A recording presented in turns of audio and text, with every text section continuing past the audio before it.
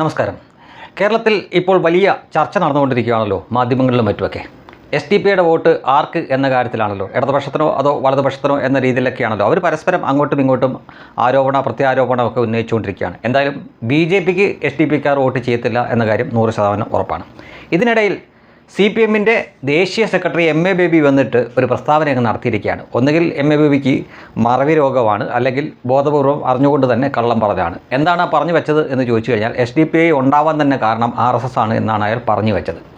അയാൾക്ക് ചരിത്രം അറിയാൻ മേലാഞ്ഞിട്ടൊന്നുമല്ല, അതുകൊണ്ട് ചരിത്രം അറിയാത്തതാണ് എന്ന രീതിയിൽ പറയുന്നില്ല. ചരിത്രം അയാൾക്ക് നന്നായിട്ട് തന്നെ അറിയാം. പിന്നെ ഈ പുതിയ ജനറേഷനെയൊക്കെ പറ്റിക്കാൻ വേണ്ടിയിട്ടുള്ള ഉടായ്പ് മാത്രമാണ്. 1990-കളിൽ കോഴിക്കോട് നാദാപുരം എന്ന സ്ഥലമുണ്ട്. നാദാപുരം നിങ്ങൾ കേട്ടിരിക്കും തീർച്ചയായിട്ടും.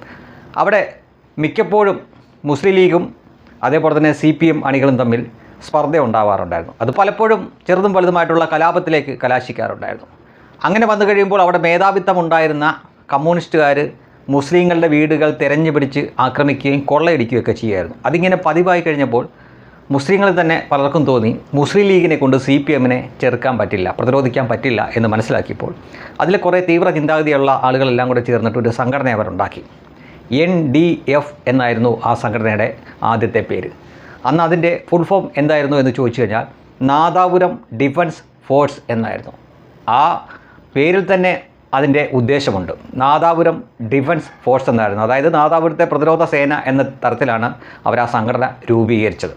പിന്നീട് അവർ അതിന് ദേശീയ രൂപമൊക്കെ ഉണ്ടായിക്കഴിഞ്ഞപ്പോൾ, അതായത് ഇന്ത്യയിൽ മൊത്തത്തിൽ അത് പ്രചരിപ്പിക്കാൻ വേണ്ടി നോക്കിയപ്പോൾ ഈ NDF എന്ന പേര് നിലനിർത്തിക്കൊണ്ട് തന്നെ അതിന് വേറെ ഫുൾ ഫോം കൊടുത്തു. അതായത് നാഷണൽ ഡെവലപ്മെൻറ്റ് ഫ്രണ്ട് എന്നും പിന്നെ നാഷണൽ ഡെമോക്രാറ്റിക് ഫ്രണ്ട് എന്നൊക്കെ തരാതരം പോലെ അവർ മാറ്റി പറയാൻ തുടങ്ങി. അപ്പോഴും NDF എന്ന് പറഞ്ഞ് ആ ചുരുക്കപ്പേരിൽ അറിയപ്പെട്ടു. അക്കാലത്ത് CPM-കാരനായ ഒരു ഡ്രൈവർ ഉണ്ടായിരുന്നു. അയാളുടെ പേര് ഈന്തുള്ളതിൽ ബിനു എന്നാണ്. ഞാൻ ഈ പറയുന്ന കാര്യങ്ങളൊക്കെ നിങ്ങൾക്ക് ആർക്ക് വേണമെങ്കിൽ നെറ്റിലടിച്ച് നോക്കി നിങ്ങൾക്ക് അത് ബോധ്യപ്പെടാവുന്നതാണ്. ഈ പറയുന്ന കാര്യങ്ങളെല്ലാം സത്യമാണ്. അങ്ങനെ ഞാനോ അല്ലെങ്കിൽ മറ്റാരെങ്കിലും ഒക്കെ ഇതുപോലെ എന്തെങ്കിലും പറഞ്ഞാലും അതിൽ സത്യമുണ്ടോ എന്നറിയാൻ ഇന്ന് എല്ലാവർക്കും പറ്റും. എല്ലാവരുടെയും വിരൽത്തുമ്പിൽ വിവരങ്ങൾ കിട്ടുന്ന കാലമാണ്.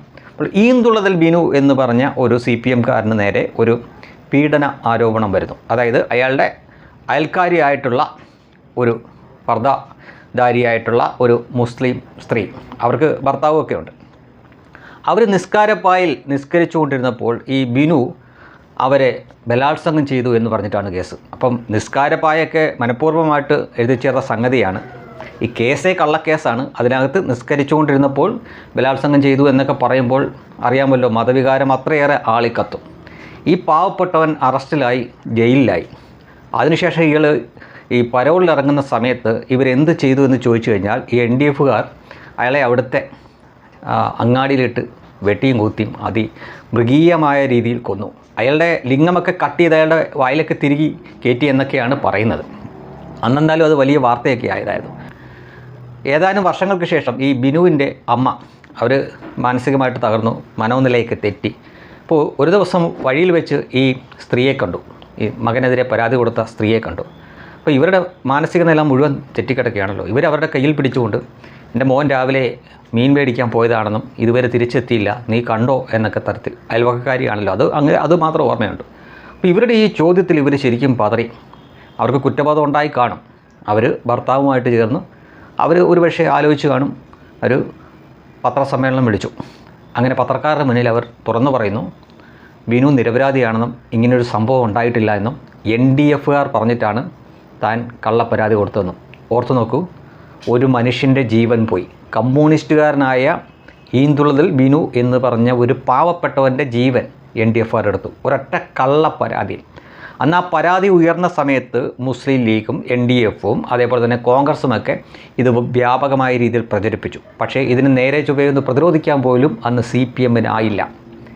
ഈ സംഭവം കഴിഞ്ഞതിന് ശേഷം NDF, ഞാൻ നേരത്തെ പറഞ്ഞല്ലോ, നാദാപുരം ഡിഫൻസ് ഫോഴ്സ് എന്നത് പിന്നീട് നാഷണൽ ഡെമോക്രാറ്റിക് ഫ്രണ്ടും നാഷണൽ ഡെവലപ്മെൻറ്റ് ഫ്രണ്ടും എന്നൊക്കെ അവർ തരാതരം പോലെ പറയുകയും അതിൽ ഒരു തീവ്രവാദ സ്വഭാവവും മറ്റുമൊക്കെ വന്നപ്പോൾ അത് നിരോധിച്ചു, NDF നിരോധിച്ചു.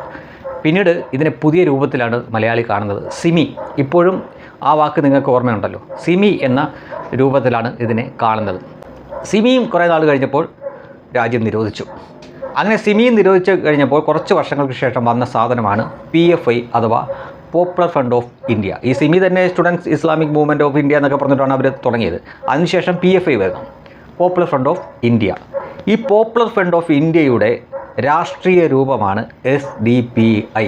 SDPI എന്ന് പറയുമ്പോൾ പലരും സുഡാപ്പി എന്നാണ് വിളിക്കുന്നതെങ്കിലും അവരതിനെ വിളിക്കുന്നത് social democratic party of India എന്നാണ്. ആഹാ, എന്താ അല്ലേ, അതാണ് SDPI. ഇനി MABB പറയണം, ആര് കാരണമാണ് ഈ SDPI ഉണ്ടായത്? ഇതിനകത്ത് RSSന് എന്ത് ബന്ധമുള്ളത്? നാദാപുരത്ത് ഉണ്ടായിരുന്ന ആ സംഘർഷത്തിലോ കലാപത്തിലൊന്നും RSS ഒരു സൈഡിൽ പങ്കാളികളെയല്ല. അവിടെ നിരന്തരമായിട്ട് പ്രശ്നങ്ങൾ ഉണ്ടായിക്കൊണ്ടിരുന്നത് കമ്മ്യൂണിസ്റ്റ് പാർട്ടിയും മുസ്ലിം ലീഗും മുസ്ലിങ്ങളുമായിട്ടായിരുന്നു അവിടെ. അങ്ങനെ കമ്മ്യൂണിസ്റ്റ് പാർട്ടിയുടെ അക്രമത്തെ ചെറുക്കാൻ മുസ്ലിം ലീഗിന് പറ്റില്ല എന്ന് കണ്ടപ്പോഴാണ് നാദാപുരം ഡിഫൻസ് ഫോഴ്സ് എന്ന് പറഞ്ഞുകൊണ്ട് NDFന് അവർ രൂപം കൊടുക്കുന്നത്. ആ NDF അവിടെ നിന്ന് പതുക്കെ വളർന്ന് ദേശീയ തലത്തിലെ NDF ആയി, പിന്നീട് സിമി ആയി, പിന്നീട് PFI ആയി, ഇപ്പോൾ PFI നിരോധിക്കപ്പെട്ട രൂപത്തിലിരിക്കുന്നു. ഈ 2 വർഷം അല്ലെങ്കിൽ 2-3 വർഷത്തിനിടയ്ക്ക് പുതിയ സംഘടന വരേണ്ടതാണ്, സ്വാഭാവികമായിട്ട് അവരുടെ രീതി അനുസരിച്ച് വേറെ പേരിൽ വരേണ്ടതാണ്.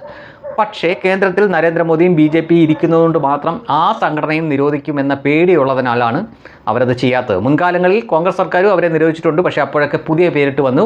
ഇത്തവണ അവർ പുതിയ പേരിട്ട് വരാത്തതിൻ്റെ കാരണം നരേന്ദ്രമോദിയും BJP സർക്കാരുമാണ്. പക്ഷേ അപ്പോഴും അവരുടെ രാഷ്ട്രീയ രൂപമായിട്ടുള്ള SDPI ഇവിടെയുണ്ട്.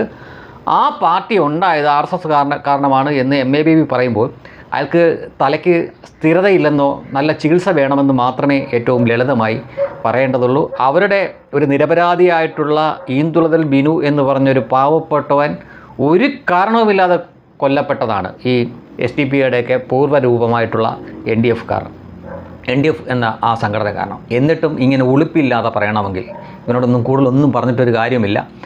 മഹാരാജാസിലെ അഭിമന്യുവിനെ കൊന്ന കാര്യം ലോകത്തിന് മൊത്തം അറിയാം ആരാണത് ചെയ്തതെന്ന്.